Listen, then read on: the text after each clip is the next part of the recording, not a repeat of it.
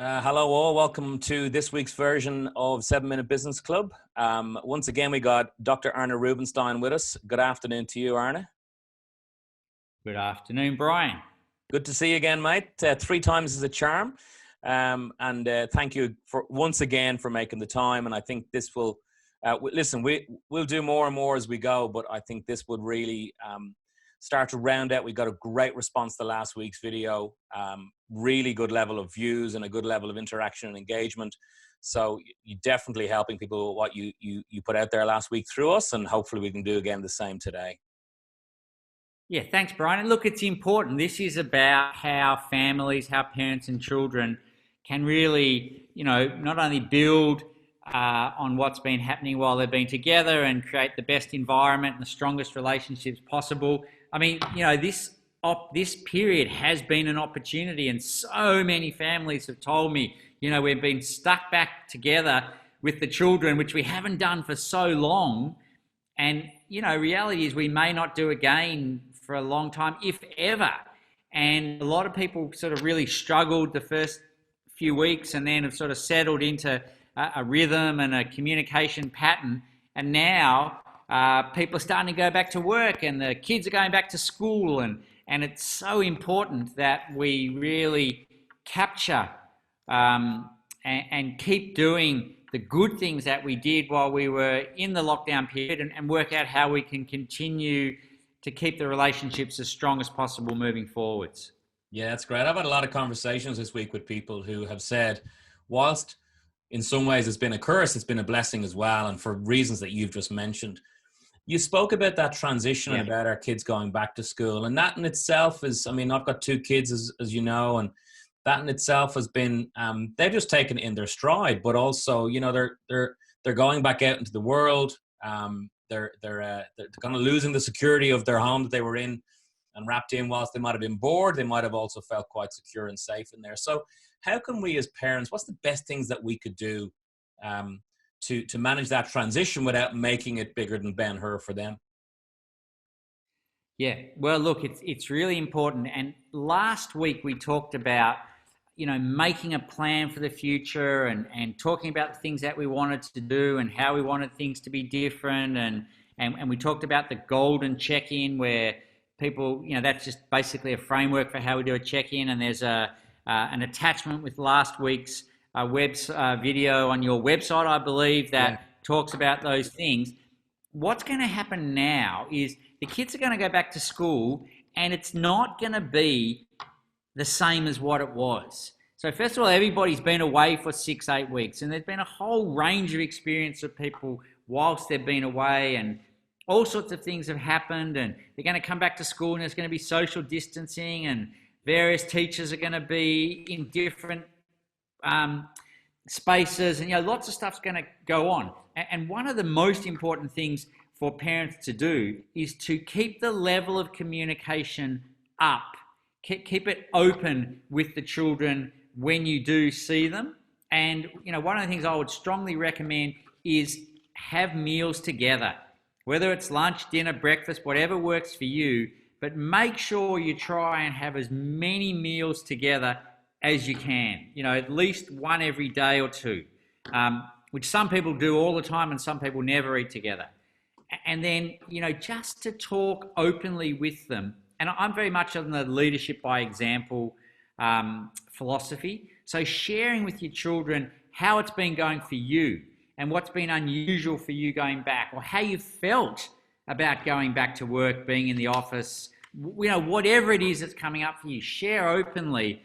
And I would recommend using the framework of the golden check-in, where you talk about, what's been going on and what you've been doing, what you've liked, what you've disliked, anything you're excited about or a bit nervous about, and where you need some support.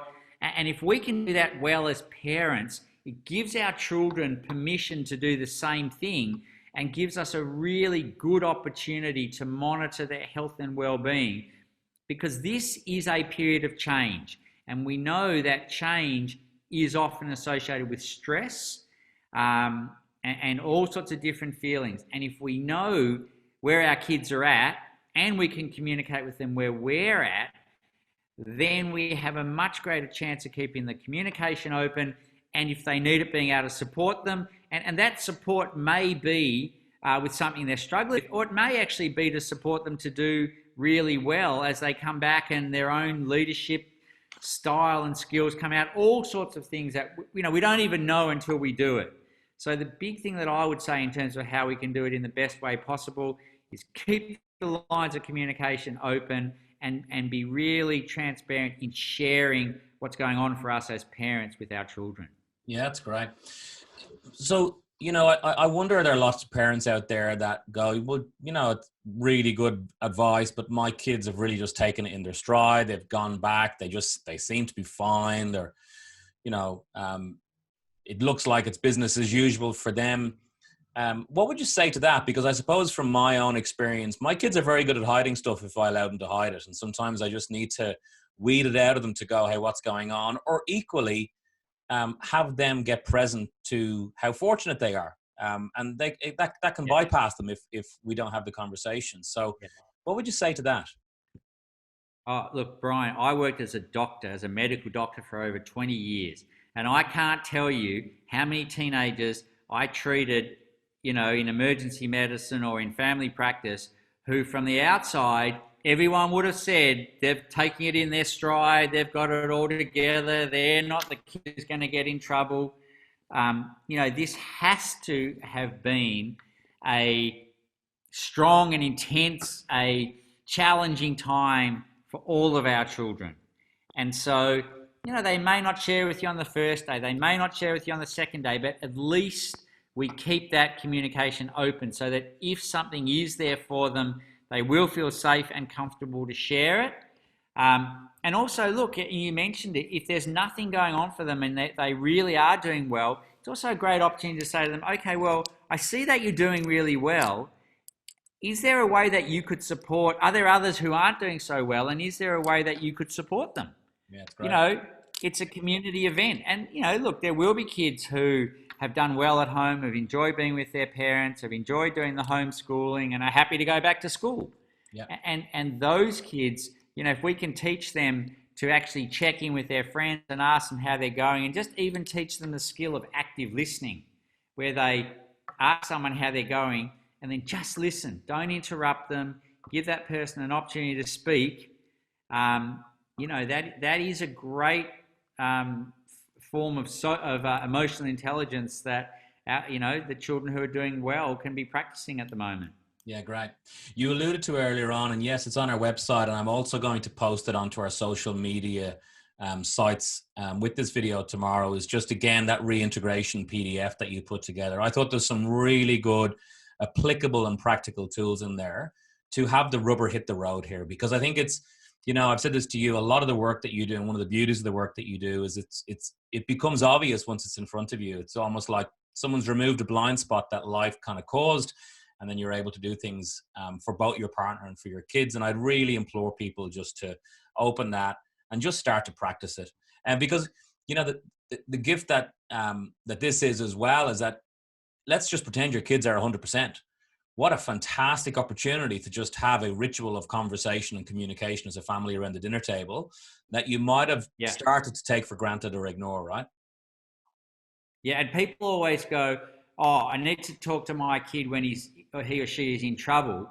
And the way to be able to talk to your kids when they're in trouble is to be talking to them when they're not in trouble, so that they're actually used to talking to you, and if things change, they share it with you.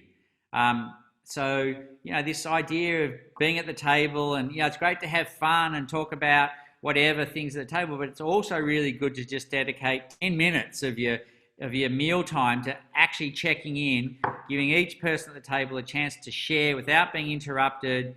As I say, I like the golden check-in because it gives a framework and it just sort of, pushes it and takes it out a little bit further, but we don't have to do it that way.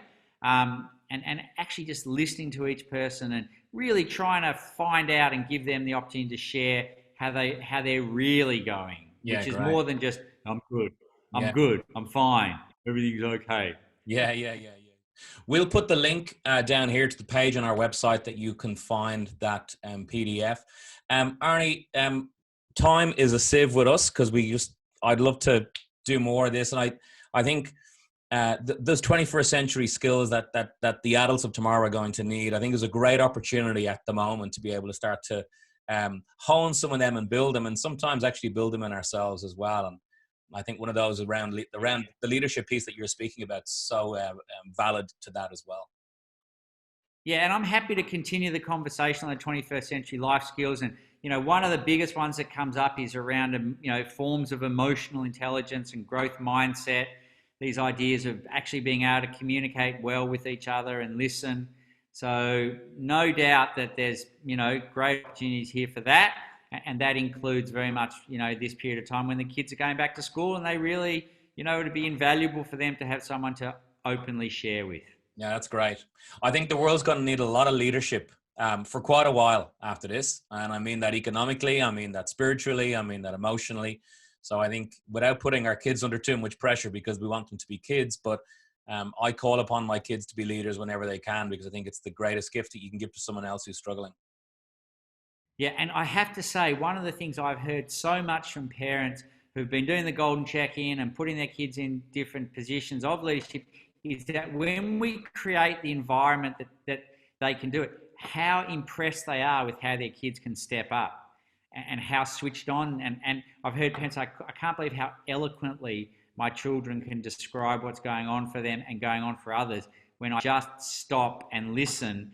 Don't interrupt them and don't tell them what they're thinking or what to say, but actually just really stop and listen. It's quite extraordinary. Yeah, great. All right, we got to wrap it up, because we love getting close to 7 minutes, because it's an idle fascination of ours in the 7-Minute Business Club. I think the 21st century skills and the human skills that our young kids will need to have as they grow into the world that is, and then also some of the habits that we as adults can form to ensure we don't fall back into the old habits of yesterday when this starts to increase in its normalcy would be great as a next segment. Very happy to. Very happy. All right. As always, thank you very much, guys. Subscribe, because otherwise it's just luck if you get to see this in your feed. But if you subscribe to 7-Minute Business Club, you'll see more of this. I urge you to get onto Arne's website, Rites of Passage. Just Google it or go to ritesofpassage.org, I believe it is, and just get on there. We're almost complete in the module that the e-learning that Arne's distributed out to the world, and I can honestly say our kids and my wife have absolutely wrapped their arms around it. So stay safe and lead well, and we'll talk to you soon. Thanks as usual, Arne. My pleasure, Brian. Thank you.